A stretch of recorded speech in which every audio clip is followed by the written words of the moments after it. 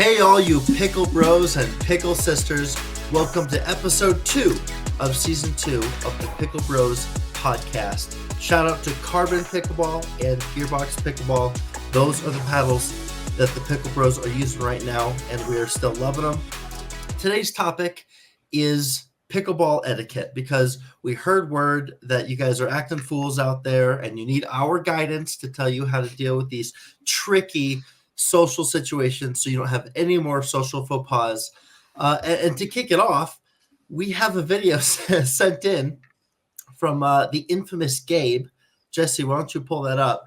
And we're sharing this one as it's a fun video, clip of the week, but it shows perfectly how to deal and what to do with when your opponents fall down. It looked really cool.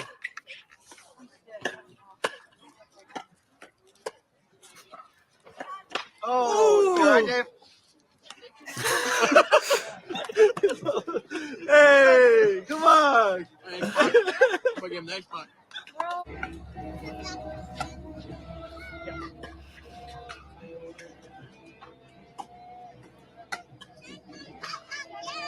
Nice, Cass. Woo! Hit him, Dave. Hit him with the suck it. Hit him with the suck it. Waits for him to turn around.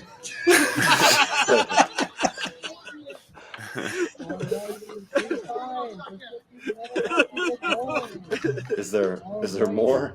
Oh, there's more. Is this like the next point? Yes. Oh my gosh. Foot fault, Gabe. Got him. You got to This is a describe what you tournament, saw. right? No way. Was it really? Yes, this was Yeah, a tournament. it's a tournament, but they obviously know each other, I think. Explain what you saw there. So for those of you who are not watching, that was just, a tournament, typical rally. And in 3 rallies, the male players, is a mixed match, fall over.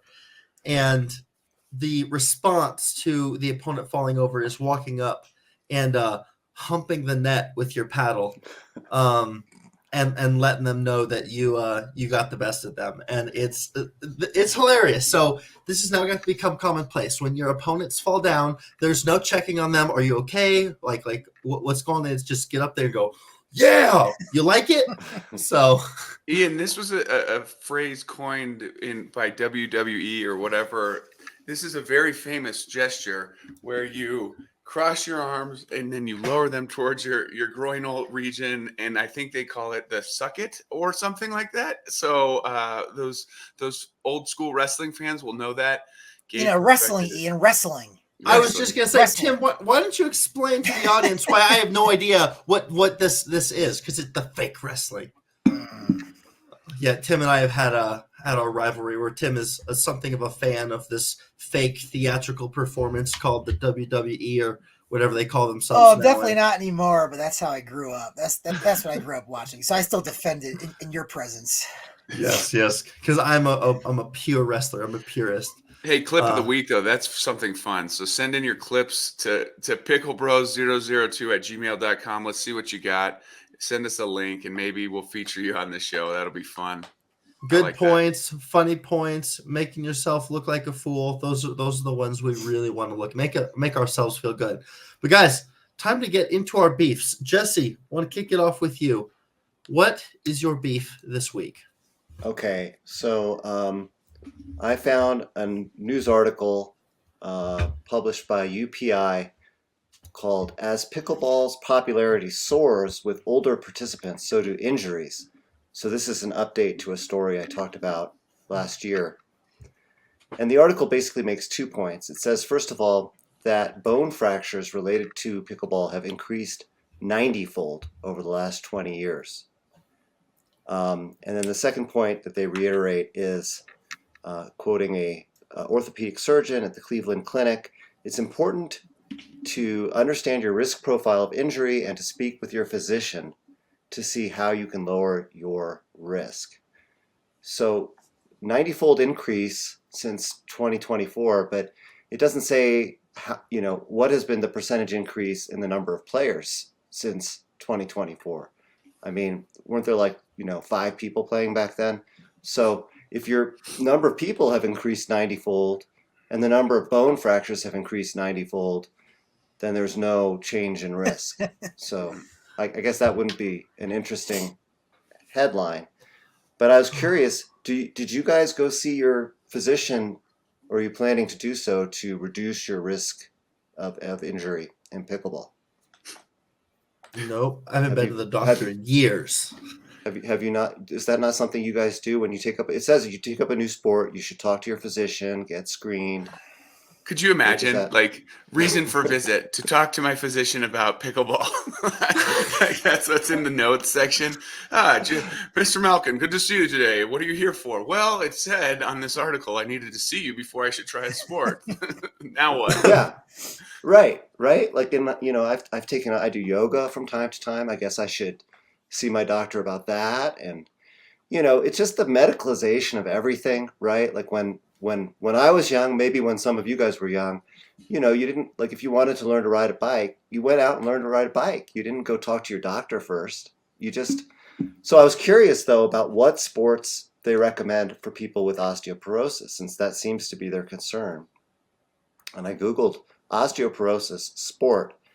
And this article that came up quotes somebody from the National Osteoporosis Society.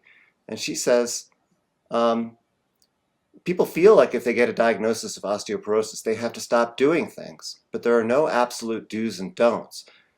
You need to be aware of the risks involved, but I think many people with low bone density should continue with their activities as they always have. So, like, which is it? Like, are you allowed to play pickleball if you have osteoporosis?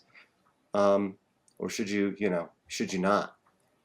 I was so sure that that recommendation was to be like, if you have osteoporosis, you should play pickleball. I know, I was waiting for that too. I wanted the mic drop. Yeah. Yeah, no, it wasn't quite that good, but anyway, go ahead. I saw a video a while back of this guy in the Dunkin' Donuts coffee line, and he's like, I wonder if I could find some study that is linked to a legit, .org that has some benefits to drinking coffee. Sure enough, guy 3 seconds finds, it makes you see better. It's a scientific study. I'm gonna do that exact same search, but with the harmful effects, same thing. Scientific finding that says, it could actually lead to blindness. So this guy's sitting here is like, which one is it? What do we believe? And I think the point of the video was you can go out there and find anything you want, like to twist the narrative to one way or another. But in your case, trying to find actual information to lead you to a positive solution, you can't find that. You don't know what it is. Everyone has an opinion. Everyone has a narrative. Fortunately for us, the only opinions and narratives that matter are the PickleBros. Right. That's why they come to us. Yeah. Exactly. Timmy, what's your beef this week? Oh, I do have a beef. So if you are someone that organizes play, and it's a numbers thing, right? You have to have the perfect number of people in order to fill the courts. And then, it comes down to it and numbers aren't working out. And sometimes you can add people, but sometimes you have to cut people. You have to ask for volunteers. Who wants to stay home? Who wants to sleep in instead of start playing at 5 a.m., right? What I want these people to realize, and what I thought was etiquette, which goes along with our theme of the show, is that if you're one of the better players in the group, I'm not talking to you. I'm not asking you if you want to stay home. You're expected to show up. You're expected to help maintain the high level of play. So that is when you just kind of stay out of it when I come asking for volunteers to sit this one out. If you're a better player, you're in. I'm not talking to you. Now I'm adding you onto the group text so that it looks fair, so that it looks impartial, unbiased, but you're not expected to respond. Okay. You're coming. It's like the wink, wink. It's like, I'm not talking to you. Yes. And so, but these guys, a lot of these guys are nice guys and they think they're doing a public service, but, I'll take one for the team. You're not taking one for the team. You're making the team worse by deciding to stay home. So that's my beef. If we're trying to cut numbers and you're one of the better players, no, we're not cutting you. So don't volunteer. I love that, Timmy. That's awesome. My beef this week, and the saga of me has been how much to go play down in lower groups, particularly because that's where my dad plays and my brother plays, and I've got a lot of friends down there.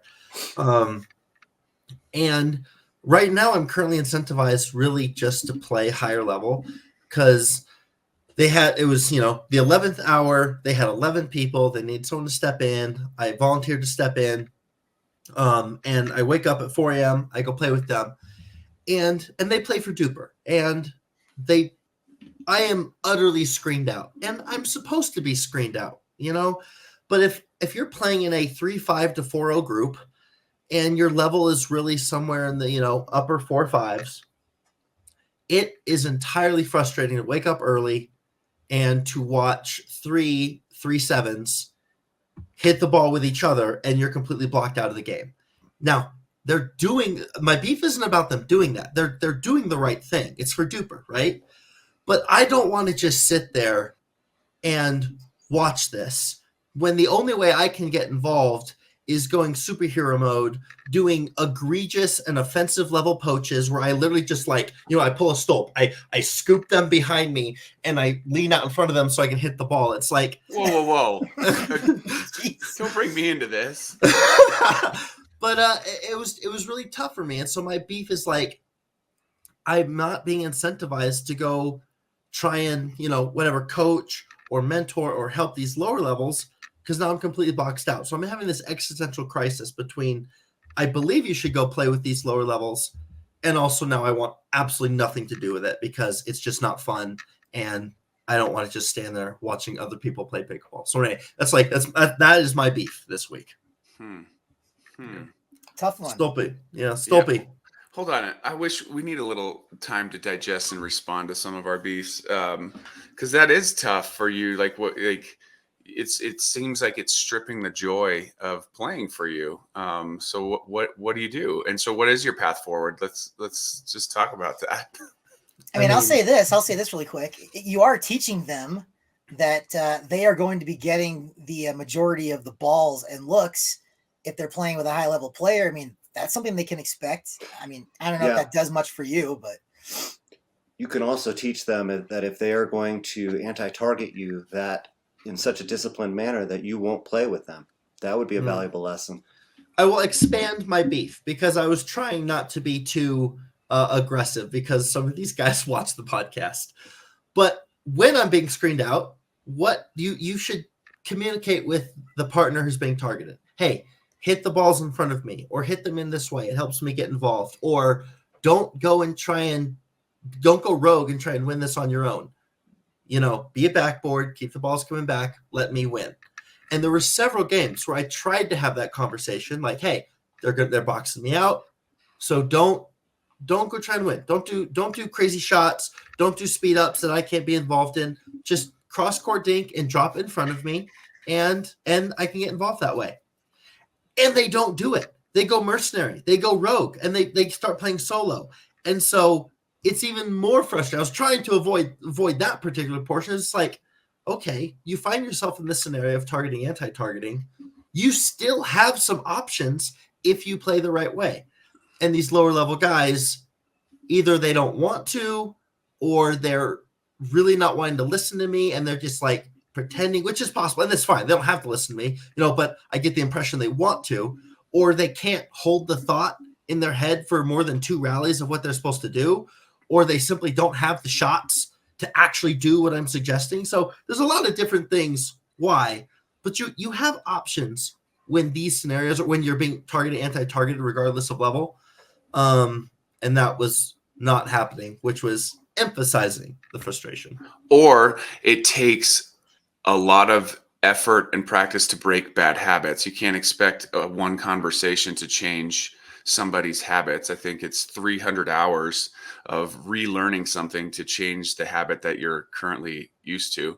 Don't fact check that because I made it up on the spot. But the point is maybe these dudes, it's easier said than done, right? You can't expect from one conversation change, and that's the challenge. That makes a lot of sense to me, but at the same time, it's like you see that spot over in the court, like right over there. That's where you're hitting the ball. that spot. I don't care if that's not your tool. That's over there. That spot. Like, so how hard is it? I don't know. Will remain to be seen. Will remain to be seen. Cool. I mean, if you're showing up to these things though, and it is for DUPR, then it shouldn't matter for you a little bit, which I would think would mean that you would need to insert yourself into the play somehow, some way, which means poaching, switching, stacking, all those things. Like, I think you would just have to do that if it's going to DUPR, which, you know, we'll talk about DUPR in a little bit. It might not matter anyway. It doesn't matter. But you know, if let's say it mattered, then you would need to insert yourself. Yeah. I would have to find ways. Yeah, you're completely correct. Completely correct. All right, Stolp, finish it off, baby. All right. By the way, it wouldn't matter for DUPR. Who cares? You put it in, you won't move. It doesn't matter. Okay. Do you guys know who David Eckstein is? Do you know who Dustin Pedroia is? No. Yes. Okay. So David Eckstein is a 5'7" former MLB baseball player. He was part of the Los DUPR ranking or height? 5'7" DUPR ranking or height? That's funny to me. It's height. He's 5'7" in height. He played for the St. Louis Cardinals. He's a former MVP of the World Series, and he's 5'7". Do you think that guy was the most talented dude on the field in terms of skill set and why he became the MVP of a World Series and had such a successful baseball career? No, he was successful because he played the game right. He always hustled. He always put in extra effort to get things done, to help his team.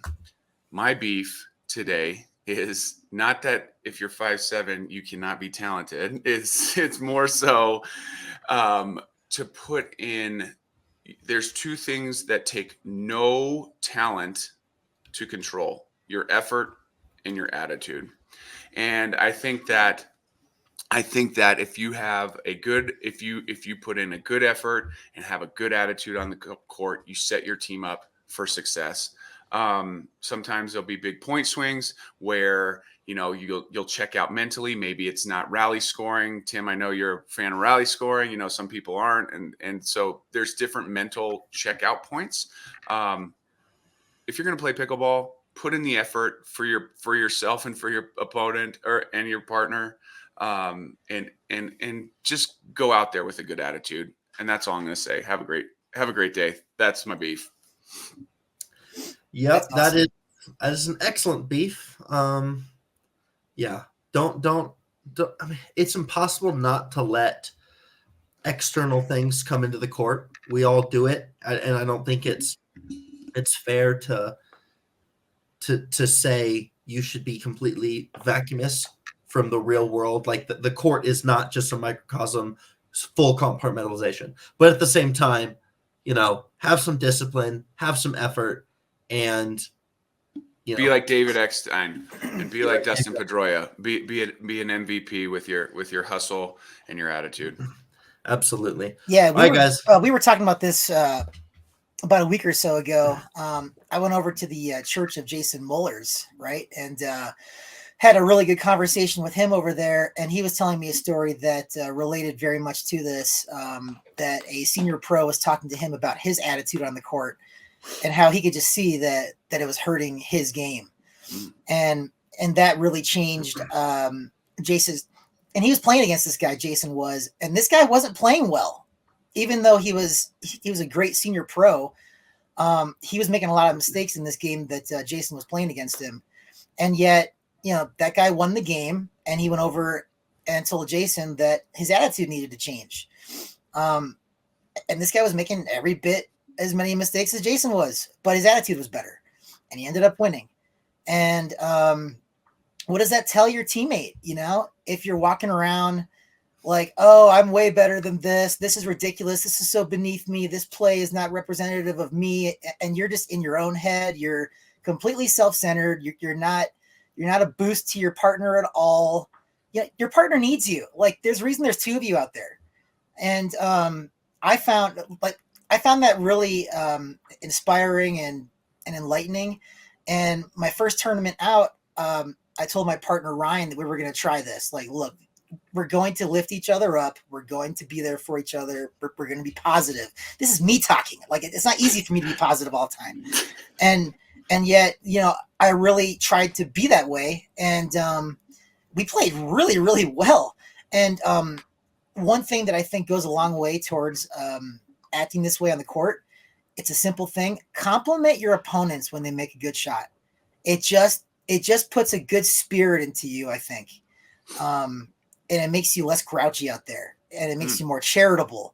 And then that, of course, will carry over to how you act towards your partner too.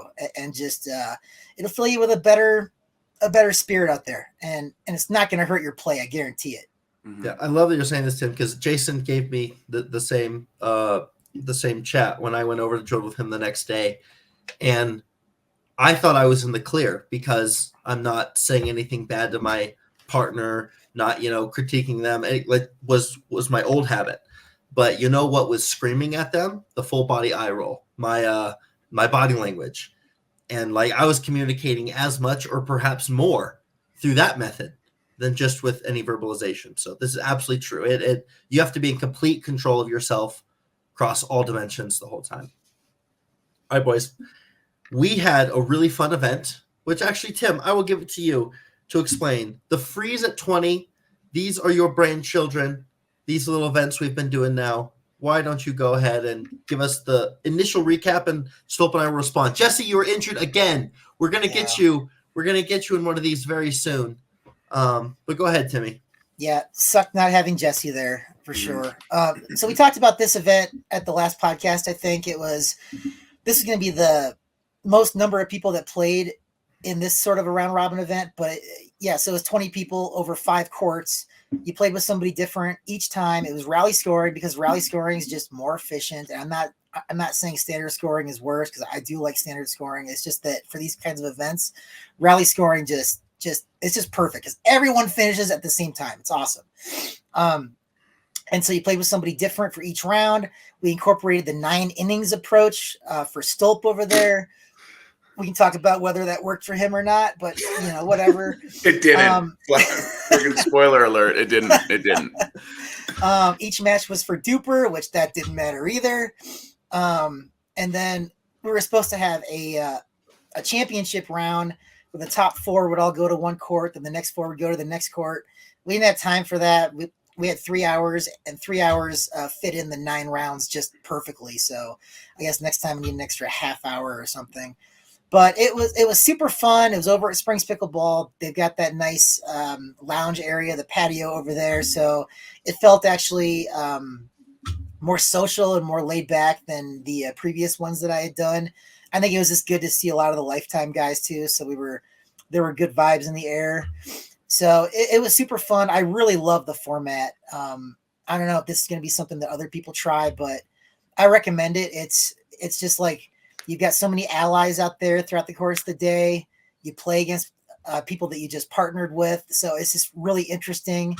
And then at the end of the day, you see who had the most wins, who had the most losses, and then you tally that up. And some people, have really good events like this, and some people don't. And it fluctuates. It's just, and all these games are close, especially in rally scoring. So records, it almost doesn't even matter. Like every game's close. It just comes down to a couple of points. So it's really interesting in that way. But It was a great event, and loved getting all those people out. It was a great event. And Jesse, did you look at any of the results? I know you weren't able to be there or participate. Can you give me your thoughts before Stolp and I give our recaps? I want to get your thoughts on you saw the records, how people performed. What are your expectations? What did you think was going to happen, and what actually happened? I did look at the results. I was an eager consumer, and that we have a lot of negative feelings about DUPR, but one good thing about it is that the results are available for anybody to see.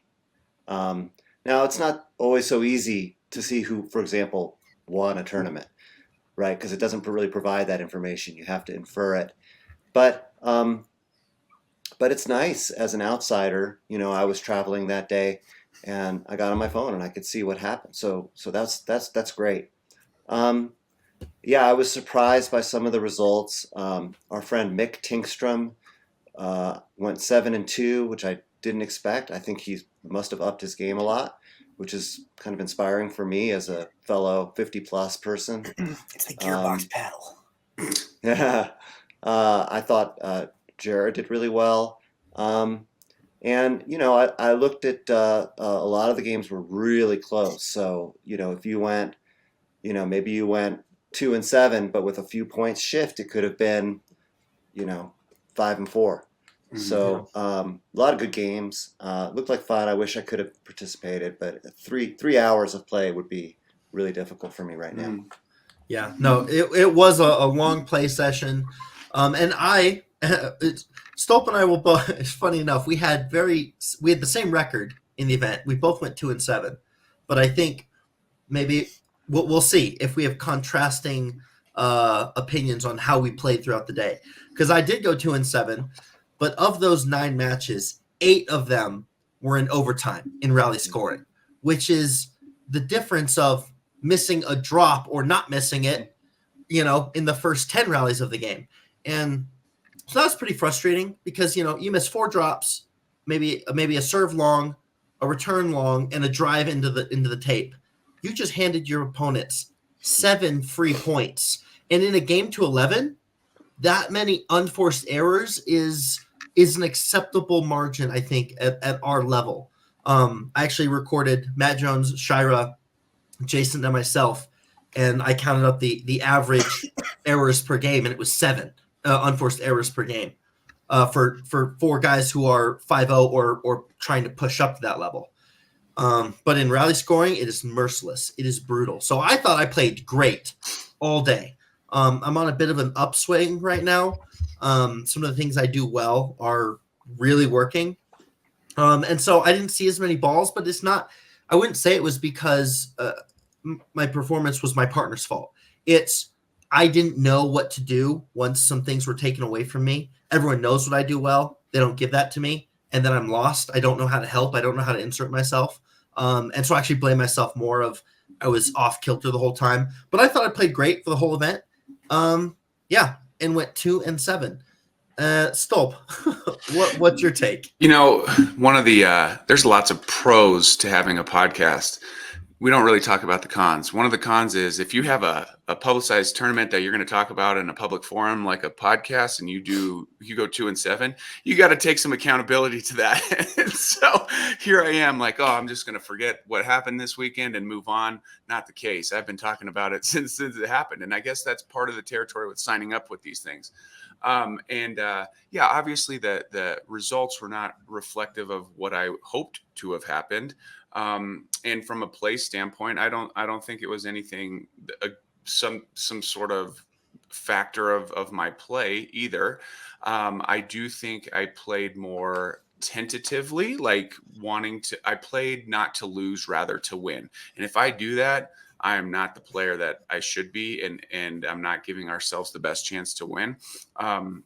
Talking about those unforced errors with rally scoring, yeah, it's pretty apparent if you have a handful of unforced errors, you're gonna dig yourself a hole. And so if you start getting in that mindset of, oh, I can't make errors, you're gonna put yourself in a hole. If you're like a baseball guy and you're a pitcher like I was, it's like, oh, I can't go ball 1, I can't go ball 2, I can't go ball 3, I'm going to walk this guy. Well, sure enough, if you think like that, all of a sudden you turn around, the bases are loaded. You just walk, the bases loaded.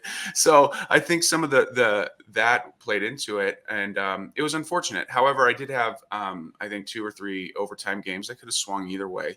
And that's the thing too, is you could flip a coin and you could be 2-7, or I talked to guys in that tournament that the bounces went their way and they had some things work out with them, and they won those overtime games and they ended up 5-4 or 6-3 or something like that. So that's the nature of a tournament with rally scoring like that. Overall though, here's the deal.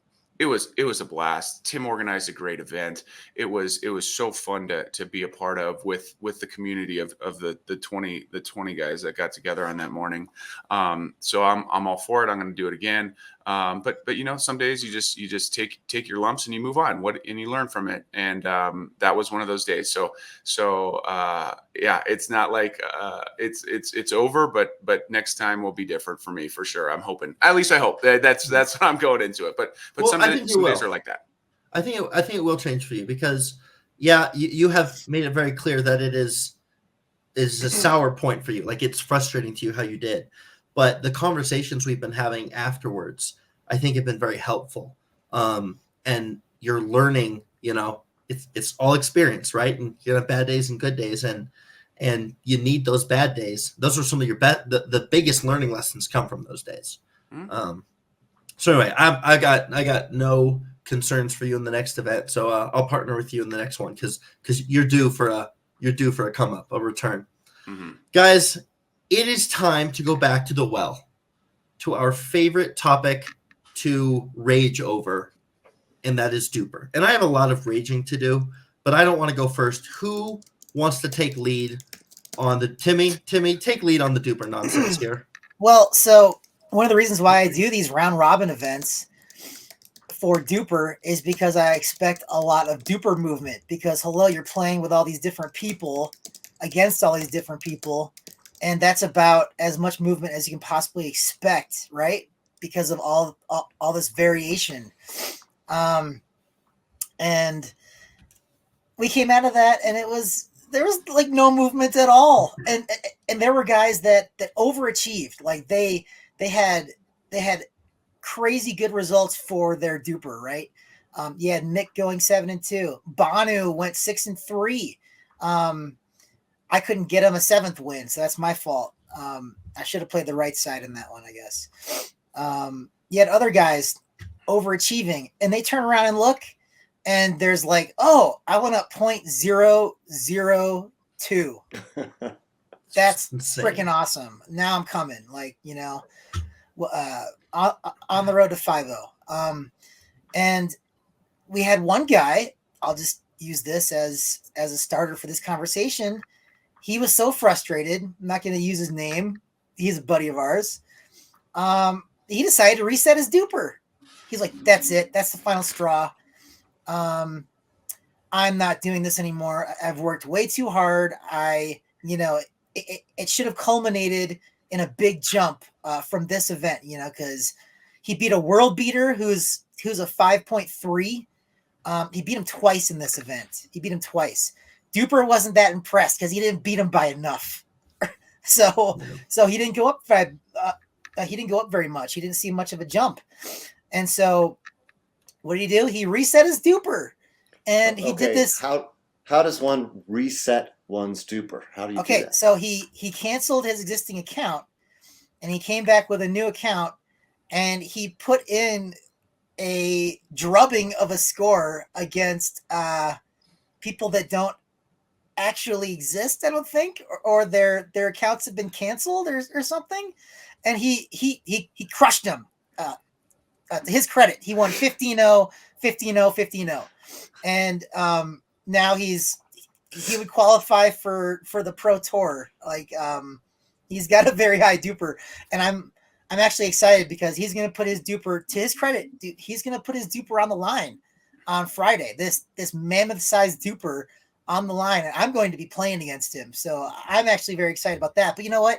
Even if I beat him by like 5 or fewer, it's probably going to be a 0.000 whatever jump anyway. Like, DUPR doesn't matter anymore. They came out and they were so excited about their new algorithm. They're like, oh, we're going places. We're figuring this stuff out. This is great. You guys are going to love this. Everybody hates it. It's a joke. It's a freaking joke. So Jesse, go for it. Yeah, so I just want to know, because like I'm considering this now. I can delete my account and become a 6.0.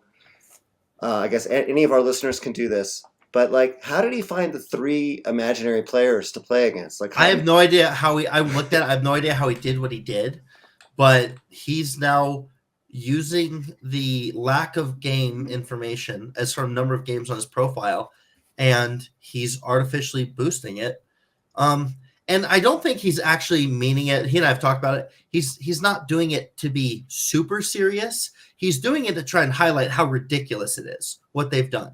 So yes, he is technically, hacking it, breaking the rules. It's fraudulent, whatever. DUPR would be angry, but he's doing it as a taking a stand, as a point of emphasis. He's a white hat hacker, not a black hat hacker. Exactly. Yeah.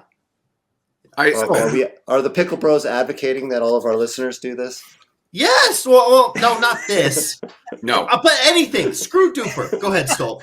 Well, here's the thing, Tim. Don't get too excited because DUPR, once they do find it, is going to delete the new account, and whatever record you had against that you got excited to play against, it's not going to matter. Anything you get excited with DUPR, my point is don't get too excited because it's going to change. Like it will. It changes 3 to 4 times a year with significant. It's like, oh, I remember I was at 4.25 a year and a half ago or whatever. And it's like, oh, dude, they changed the algorithm. Sweet. I'm a 4.6 out of nowhere. Like I didn't do anything different. And there's these huge swings. They'll probably find that person. And I don't know. I just feel bans are going to happen and stuff like that. I hope that's not the case. But to highlight the point that the system's broken, I definitely am all for. I'm a fan of. But to this story, this point, there's going to be DUPR manipulators out there. I mean, and it's going to fabricate a story. And I, over the past 3 weeks, have been DUPRing everything and seeing different results. So doing 2 out of 3 matches and logging those, and then doing individual matches of just one game counts as a match. And what's the difference? And here's the thing, everybody out there. You read one thing and interpret it from DUPR. It's not the case. Look, I'm not a guy that goes out and goes to dupersupport.com and writes an email about frustrations with DUPR. Like, I don't care that much. But guess what? I sent an email last week or 2 weeks ago, and here's why. I logged 2 out of 3 games. And Tim, I think you were part of this. I think we won a game. I can't remember against who. It doesn't matter. But we won. Oh, it was against Sean and Brett Lane. Okay. Two high quality players. We won 2 out of 3. We won the first game. Let's call it 11-9. We lost the second game big, 11-2, let's say. Mm-hmm. And then we won the third game close. Let's call it 11-9 again. So with that, and if you read the FAQs about, can you go down on a win? What would everyone say? No, you cannot go down on a win. They explicitly said no. So they explicitly, that was one of their points, because everyone's like, why the heck should I be penalized for logging my stuff and winning and going down? So it's like, great, this is gonna whatever. Even if it was a 0.002 bump, I'm at least happy about that because it's green, not red. I'm going up, not down. Come to find out, nope. Tim and I, or at least I did, I went down. I said, what the heck, DUPR? And they said, oh, yeah. No. Don't worry about what we said about the win thing. No. It's about how much you won by. And it's like, you lost your second game, and then they got into nerd talk, like, oh, algorithm, like negative X equation, like whatever. And it's like, you didn't win by enough in those 3 games, and it actually put out a negative net. You won less points, whatever. I don't understand it. I didn't win by enough.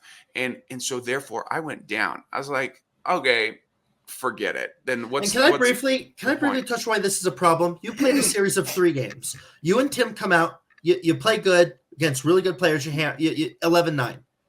Then say in the second game, they saw something. They figured it out, they changed it up, they gave you a different look than they saw in the first game, and they figured 11-2. And then in the third game, you and Tim do the same thing. You say, okay, they made that change. Now we're going to adjust this way. And now we're going to win 11-9. So what it did was saying you got bamboozled in the second game. Right. So your 2 wins aren't more than that second loss. It was looking at them individually, not as a series. And I think it's so important to know that these things happen in pickleball all the time. You change things up. You adjust. The strategies who you're hitting to, how you're hitting to them, and you got right. I think sorry, Jesse, go ahead. I'm going to disagree. I don't think it's a problem. Like, just imagine like me and let's say me and Jared Menard played Ben and Colin Johns, and they beat us 11-9, 0-11, 11-9. Like, I don't have a problem with the fact that my DUPR would go up after that performance and that theirs would go down. My objection to the new DUPR algorithm is, as you guys have alluded to, but I don't know if we've made explicit, is that the needle barely moves. So, in other words, if one team beats the other 11-0, 11-0, you know, you used to be you'd get a real bump out of that, and now it's almost negligible. But I think in that case though, it wasn't considering that we played one match. It was considering that we played 3 games. And that's something that I think came out is I think the email response said, oh, if it's not a tournament match, then we just, we look at individual games. We don't consider that it's ever 2 out of 3 if you're doing it on your own. Right. So it didn't consider that we were 1-0. It considered that we were 2-1, but those twos were not impressive. And the one was super bad. So we went down. Yeah. So I don't even so go ahead, Sol. I was just going to say, Jesse, I agree with you. Like there should, the Colin Johns example, Ben Johns, like you should get reward. At least be transparent with that. How come everybody in the pickleball community that we talk about DUPR outside of this show, they were under the impression of if you win, you go up no matter what. Like I'm okay with that, Jesse, with that scenario.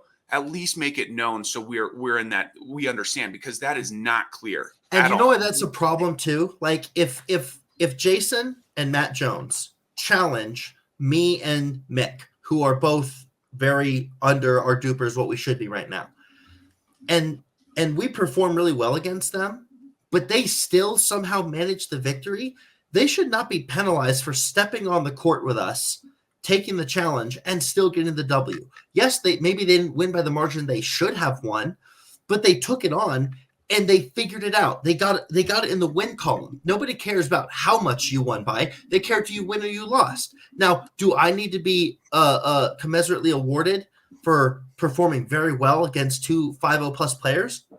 Sure, I can be rewarded. But at least you shouldn't. Maybe they don't see any gain, but they shouldn't see any punishment for getting a W.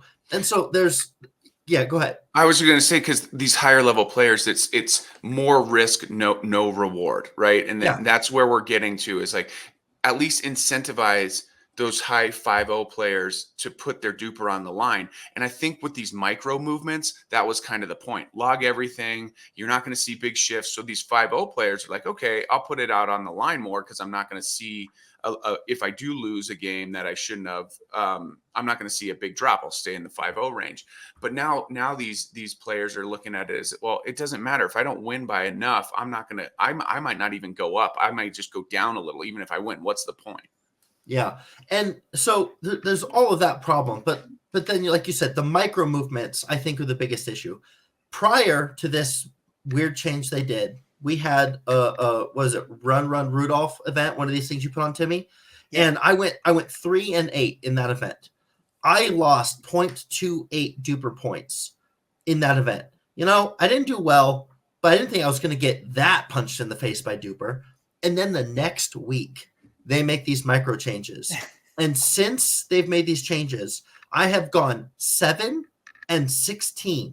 7-16 in log DUPR matches. I have lost more than twice as many matches as I have won, and I have only gone down 0.06 total, I believe. That is not punishing me or rewarding me. That's not doing anything. I have not. I've been playing really well recently, but DUPR doesn't reflect that. My DUPR, and yet I am not. I've got no reason to play. There's no movement at all. Whether I'm sucking or doing good, I can't move. I'm here in limbo forever. And that's just the most disheartening thing. I hate it. So this is a reason to reset your account, because we have a guy who's crushing it. He's a 5-3, and he accomplished that 5-3 over a very small period of time with very few matches. You know why? Because he doesn't have a lot of data on his account. So it's weighing what he does do more heavily than it would us, because we have so many matches on our record. So if you decide to start over, then you'll play a match and you could win 11-5 and be like, whoa, this guy's awesome. Mm-hmm. He's a 5-2, So the funny thing is Luke is actually that good though, which is I think he's actually underrated. 5-3 is underrated. Yes. He's he's fantastic. But you know what I'm saying? Like that would work. If you're starting over from scratch and you have a good win, DUPR is going to pay more attention to that than it would if it was like your 100th match. They wouldn't care that much. Even though they say that recency matters in this new algorithm, it doesn't matter that much. We're proving that it doesn't matter at all. Let me propose an alternate solution to deleting your account. Yet maybe we'll see who's more effective.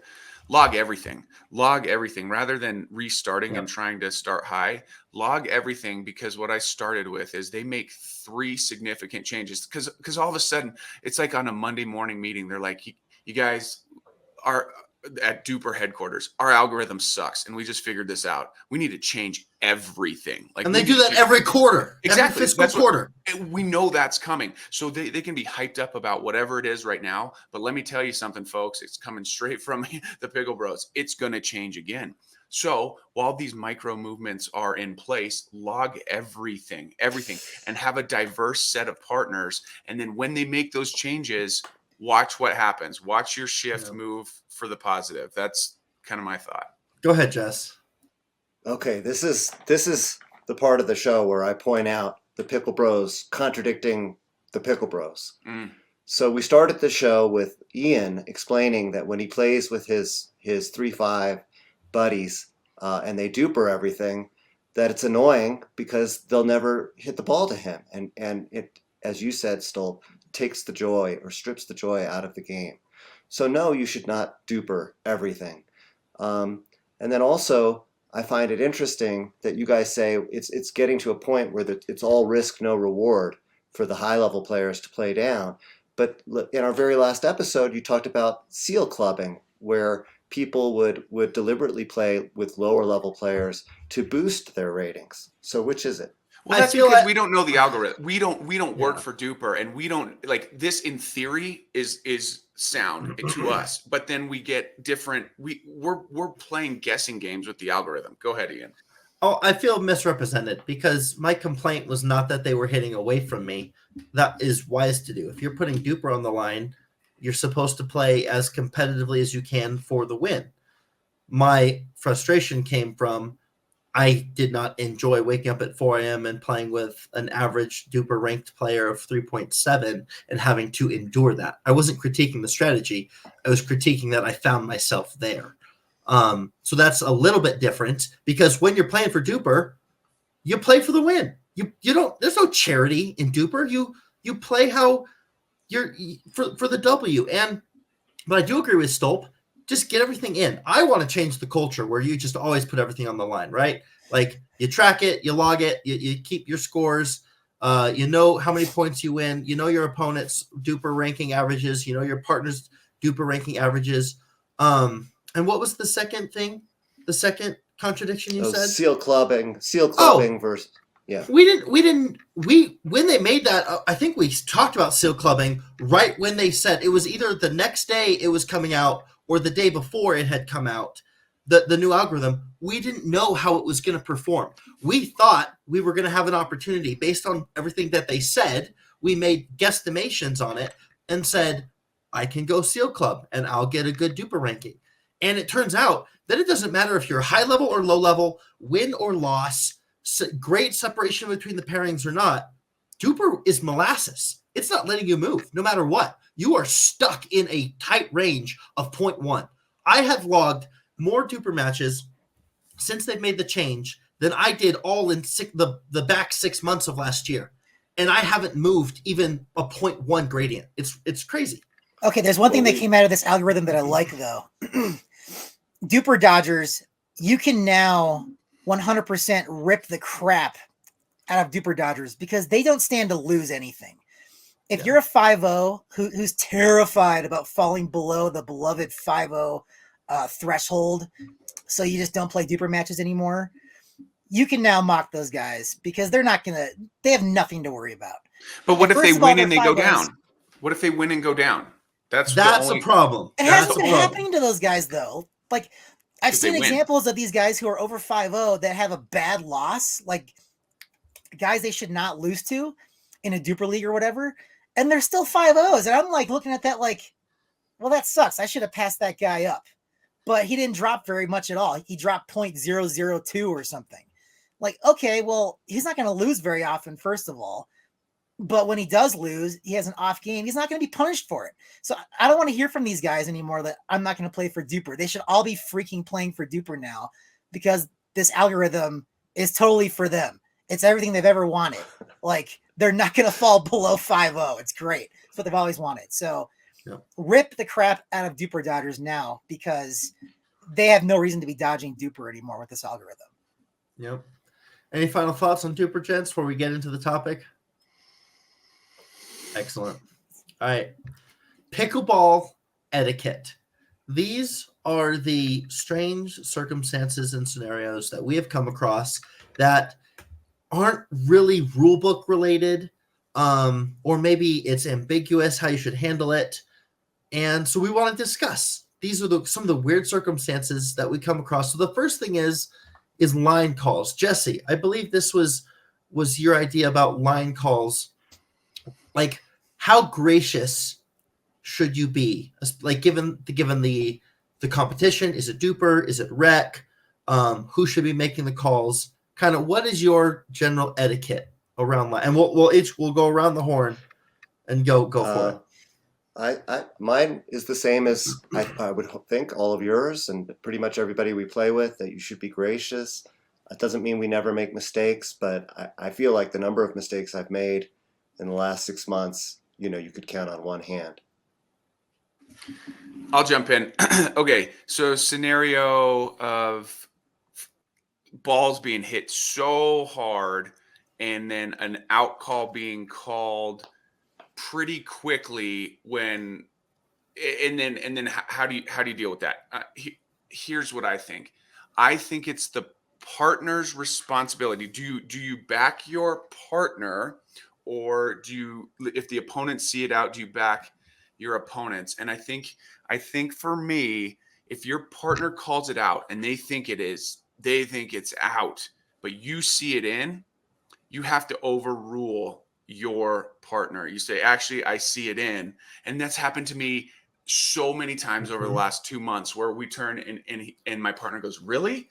And I go, yeah, dude, that was in. And then you look to your opponents and they all say, yeah, it was in. But that's a tough conversation to approach in a heated match, especially DUPR. Here comes the B again. Yeah. Okay. But so if you see it in, you have got to have the fortitude, the mental fortitude to overrule your partner. If it, don't just back your partner blindly. I've seen that go wrong too many times. Well, you have to look at you have to make in real time an evaluation of who has the best evaluation of the line call. I remember in this event we just did, Tim, Justin Bruner and I were playing Luke and Banu. Luke and Tim Shepard. And there was an around the post. Luke went and hit it, but as it landed, Justin and I both, and it was Luke hitting it on our side of the court. Justin and I looked at each other, and we both thought it was out. It had landed short. But Luke and Tim Shepard were already celebrating, high-fiving. Like, it would have been a great ATP had it been in. And so I look at Justin like, you had that out, right? He goes, I had that out. So I turned to Luke, and I said, hey, Luke, we saw that out. And he just walks up to the net, and he's like, guys, I'm telling you, it was this far in. And Justin and I, we looked at each other, and I feel like we thought the same thing. That ball was coming really fast, and it was right under Justin's feet. You know what? We're going to give it to him. And we let him overrule our call because he's the dude hitting the ball. He had the best look at it, and it was cordial, but it was like, hold on, Luke, I'm about to break your heart here. I think you're wrong. And he's like, no, I'm not wrong. It's like, I trust you. I know you've got good intentions. Boom, done. Like, it wasn't his call to make. He didn't have any leg to stand on in terms of the rule book. But Justin and I both knew, based on that circumstance, that we were not the ones who probably should have made that in call or out call. And so what do you think, Timmy? I don't know about that. I mean, if you're the guy that, and I agree, Jesse, I see what you wrote there. ATPs are super hard to call. They're super hard to see. They're happening so fast, and you have a weird angle on it. Yeah. But that's your call. That's you and Justin's call. A guy that hits that ball is always gonna. Well, I'd say like he's gonna be his biggest advocate, like 85 to 90% of the time, because he just made a really cool shot. He just made a really athletic play. It was creative. It was fun. It was stimulating. Of course, he wants to finish the deal. I'm not saying anything about Luke, but I think that's your guys' call, and I don't think you open it up to debate. I think you just make the call, and he'll be pissed off or not. Here's my thought. Opponents have the best view of the alley lines, and I think they have a better line of sight to make calls on those lines. And I think you and your partner have the best look at baselines. Those like baseline arguments are where I see the most, but it's like, how can you see opponents over there if that serve that you I used to get so mad about out? Baseline calls, and then I realized I'm 40 feet from where that ball landed, and there's a net often right between. Like, why am I saying anything? Well, exactly. And if you hit at an angle and you don't see the green of the court, but we've played that game where, hey, we'll place it on the line and we'll be back. Is this ball in? And then you go over it and it's actually 3 inches out or whatever. Yeah. The baseline is where the most questionable calls come. That should be you and your partner. But I do think you can get opponent conversation involved when it's the alley lines, because I feel like especially the person in front of you has that line. They can see it better than you can in a quick exchange. And Tim, I do hear what you're saying, where you say that was Justin and my call, but more than getting the point or being out of bounds, I care about one thing only. Was the damn ball in or out? I want to know the truth, and I want to get to the truth no matter who is the one who's most likely to be accurate in making that decision. So if the dude who hit the ATP he looked at me and goes, Ian, dude, it was in this much. I'm like, well, he said it was First of all, I doubt it was in that much. I mean, so right now I'm questioning someone's take on it. It's not in that much. I agree with you, but listen to me. Justin and I both weren't sure. We both thought he should have hit it in. And then the way it landed, we question ourselves and we question each other. And then we go to him and he goes, no, I'm sure. So we took our not sure with his, it was this much, which means it was this much. And we're like, the odds are it was probably in. And he was the negotiation. But it was a negotiation of trying to come to the truth and understanding, assuming everyone has good faith intentions, what did that ball actually do? That's the only thing I care about. And we made a silent nonverbal agreement or consensus between me and Justin that Luke's probably right about that. So I don't know. Yeah, I wasn't there, but I think Luke was probably right, because you were across the court, right, Ian? Yeah, I hit it far. Yeah. So you don't have a good view from all the way over there, and then Justin, it's coming near his feet, which is hard for him to see. Yeah. Whereas Luke does have the perfect angle, and unless you think there's something suspect about him, like it's not. Yes, he's going to advocate for himself, but he has the best view of it. And if he says it was clearly in, I'm guessing it was probably in. Yeah, the only suspect thing about Luke is whether he's actually on the super soldier serum, because that kid moved way too well on the court. All right, Stolp, talk to me about foot faults and the etiquette. I know that you've had to deal with this recently. Well, I think we're all have to deal with it every play session. I don't care who you are. Your feet are not perfect. These pros' feet are not perfect, especially when you're playing fast at the net and moving and athletic movements happening and reestablishing your feet. If you had a ref look at, or if we videotaped all of our gameplay, I'd be interested to know how many times we foot fault. And so when that is blatant, how do you go about it? How do you call out your opponent, and how do you teach your partner? And I have seen this over the past few months, and we've been having conversations, because again, you think it's easy. I don't care if you're out there and you're like, oh, I hear this. If it's a foot fault, it's a fault, and you call it and you move on. It doesn't work like that. If you call out your buddy, even if you're best friends, it gets a little heated. It goes, really? You're gonna call me on that? And it's like, well, dude, it's the rules. Like, that's the rules. So deal with it. And There's then no some secret allegiance because I'm your partner. It's like them's the rules. them's the rules. And then you start getting into the nitty gritty, and then things get heated. I've seen it happen. And so here's what I think you should do. If it's something that you're seeing happen and your opponent calls it, you as the partner or the offender should be paying attention to it. And if you do see it as your partner or as yourself, one, call yourself on it. And so I've actually seen that be the remedy, is the person who was the offender start calling themselves on it. They're like, you guys are right. I need to be better. Number two is, if you're the partner, you go, hey, Ian, your foot's on the line there. You need to watch your feet. And in rec play especially, I'll play with guys, and I'll just be like, dude, watch your feet on the serve. Watch your feet. Like, you didn't do anything, but let's watch our feet. Like, I'll precursor it. So at least it's planted in their head that, we're going to be looking at it, because it's only going to make us better. Because once you start playing in a ref match, in a tournament play, when things are on the line and you get called for it, wouldn't you, rather than being frustrated then, have the ability to mentally prepare for it before? And so that's kind of where I want to get to. But it's hard to call your buddies on foot fault. So my approach is, if you're the partner and you see it, call it and communicate it openly amongst the group as it's happening, before it's happening, just so it's out there. But that's my take. What's your guys' take? Well, I completely agree with it. Everything you said. It's, hold yourself accountable, hold your partner accountable. There's rules out there.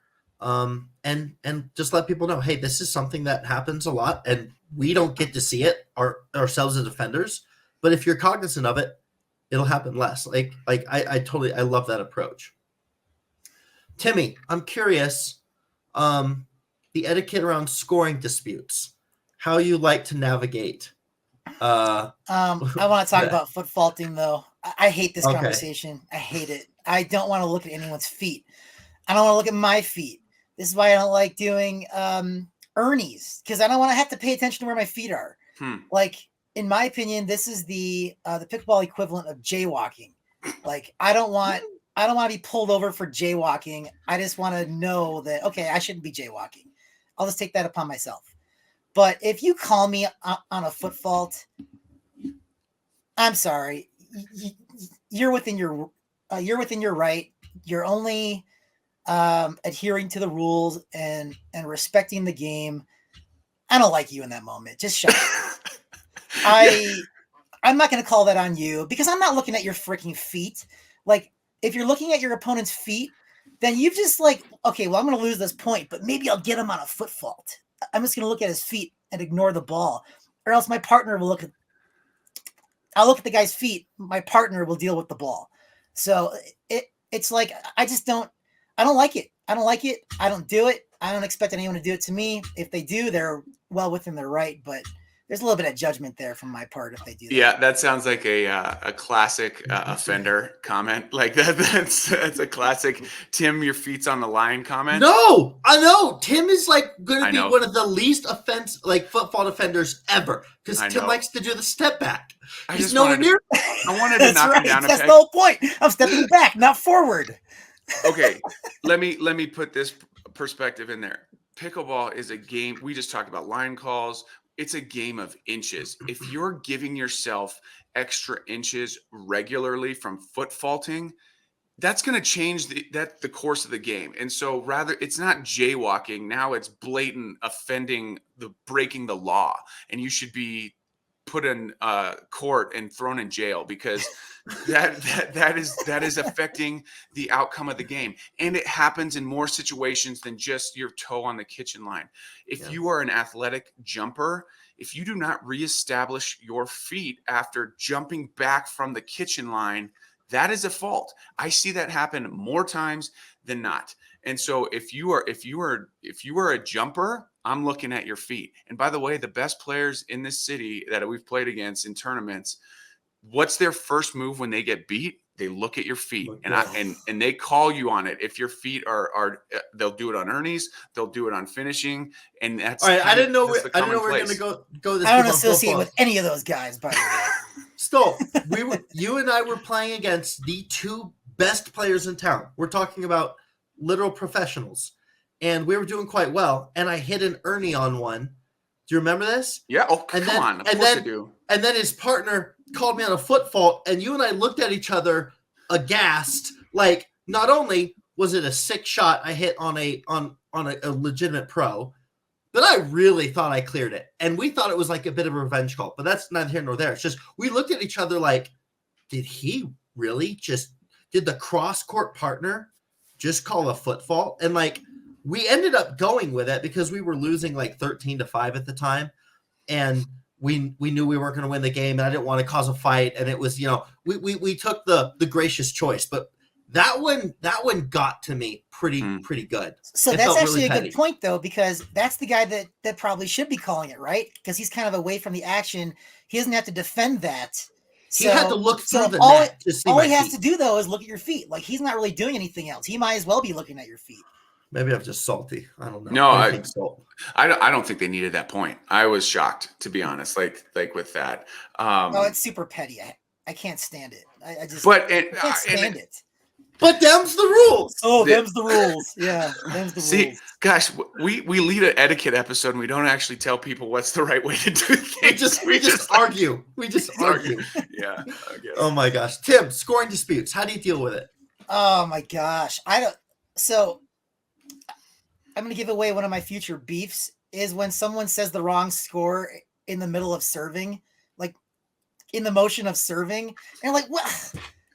And then you're like returning the serve, and they just said the wrong. I hate that.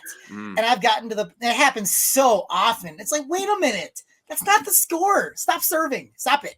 That's not the score. And so most people, I think, will just play the point out and then have a conversation after the point about what the score actually is. I just started catching the ball. Like, no. That's not the score. Reserve. Jesse, what does the rulebook says you can do that, right?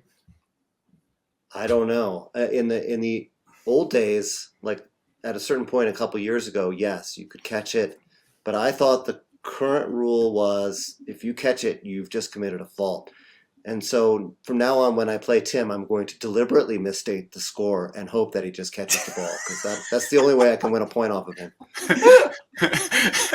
With your deleted DUPR account. Rules. Yeah. Okay. But that's... I don't care. I'm still going to do it because it bugs me. Just know the score. And for some reason, it just, score disputes. I can't stand stopping everything and having a 4-person conference where everybody looks stupid because nobody knows what the score is. And for me, why I get irritated because it's easy. There's a 0, 1, 2, 3, 4, 5, or 0, 2, 4, 6, 8, 10 side. There's a 1, 3, 5, 7, 9 side. If you're doing traditional scoring, know where you started. Look at where you're standing, and it's like you shouldn't get all that confused about it. Now, if you're stacking, but just know where you started and know where you're on the court, and that's all half. I think it's less about the points, more about the serving. How many times? And Jesse, we recorded a game recently where it wasn't about the calling of the score being 5-5 or whatever. It was first or second serve. Yeah. And that's where I get like, I want to stop, because calling the score off, you can fix that. I think we can come to a cumulative agreement that it's not 5-5, it's 6-5. Okay, great. But was that the first or the second serve? And knowing your side and stacking and odds and evens and stuff, it's difficult to keep track when you're scoring points and who's and something crazy happens and the ball scoots off and you go run, and it's like, okay, who's the first? Who's just served that ball? And there was an instance that we actually recorded, and it was a DUPR match where Seth and I were like, no, dude, that was the second serve. That was side out. And they're like, no, that was first serve. Was Monty this dude? I can't remember. Monty's a great offender of this. Well, it wasn't just Monty. It was me and Monty, and we both got it wrong. And I feel very badly about it. Yeah, and so we're like, we because it was DUPR, and this. Okay, we don't need to go back there. But anyways, it was DUPR, and so Seth was like, check the tape. check the tape. Like, we are so confident. And then it was like, well, that's going to take 10 minutes and we only have 15 minutes left to play. And so anyways, because then it was like, okay, we won't DUPR this game. I was like, no, wait a second. We're up here. Like, it was whatever. We'll call it 6-3 or something. We're going to DUPR this. I'll let you take another serve just so we can continue to add this to DUPR. Come to find out, we watched the tape. They got 3 serves. And so I think for me, calling the score, you better darn well do it right. But knowing first or second server, that's the offense that we need etiquette protocol on. Yeah, just start paying attention. That's good. When that happens, all right. bad. Last I think one. what happens though is that the most assertive guy in this discussion usually gets his way.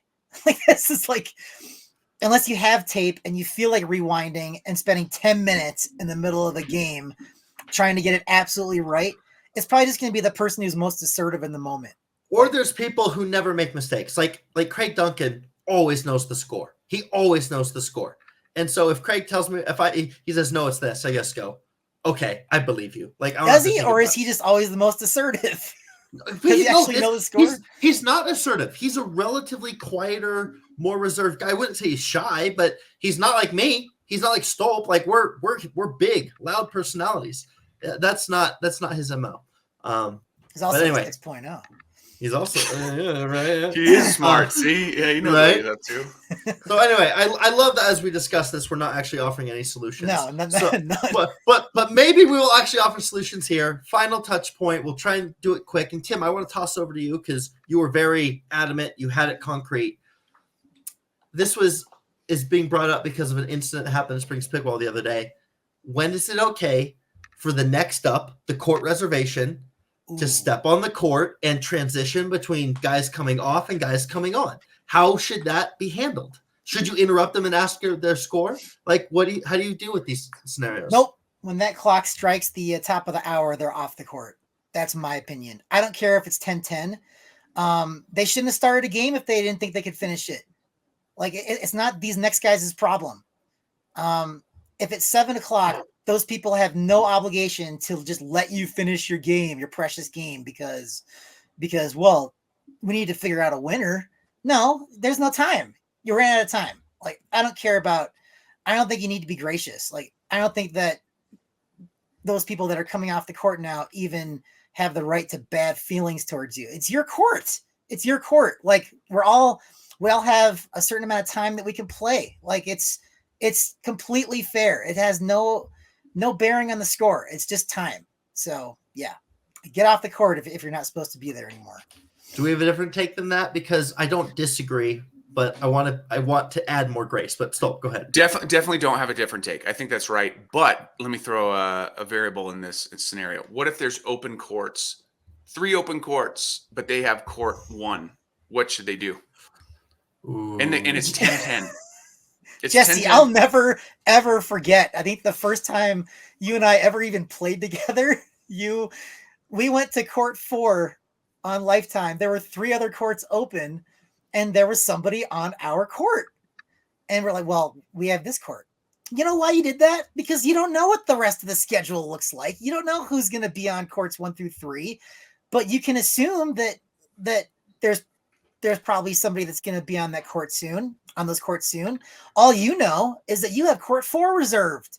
So you're going to court. This guy wanted to fight you for kicking him off your court. And like, dude, it's not your fault. That's the court you reserved. That's the court they picked for you. That's in the system.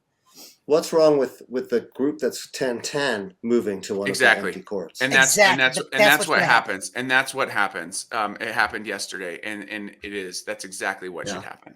Yep, I completely agree. All right, guys, we're right at the top of our hour here in real time. So we're gonna close it down. This was awesome. I really enjoyed this. It amuses me that we end up just arguing about things and just, we're not here to provide solutions. We're just here to talk about problems, people. But please email us your funny clips, your entertaining clips. Maybe if it's a really, really, really, really, really super highlight, we will show it. But picklebros002@gmail.com. Tell us the etiquette. Tell us what we should have said. Tell us what we should have talked about. Yeah, we'll start the next program with like actual solutions. Yeah. Your DUPR horror stories. But until next time, Pickle Bros and Pickle Sisters, we love you. Stay safe. Stay out of the kitchen.